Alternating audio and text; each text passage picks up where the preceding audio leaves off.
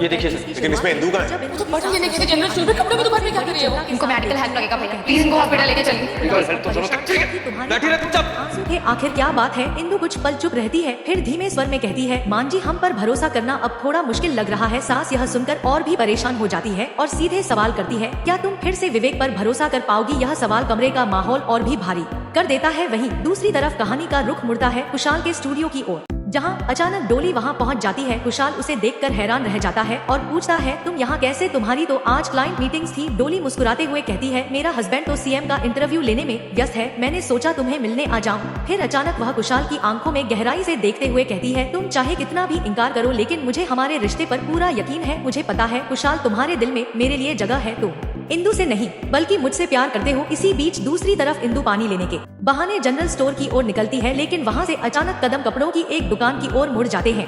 इंदु को यह अंदाजा भी नहीं होता कि आने वाले कुछ पलों में उसकी जिंदगी में तूफान आने वाला है। दुकान के अंदर दो गुंडे घुस आते हैं जिनके हाथों में गन होती है और वहाँ मौजूद लोग सहम जाते हैं।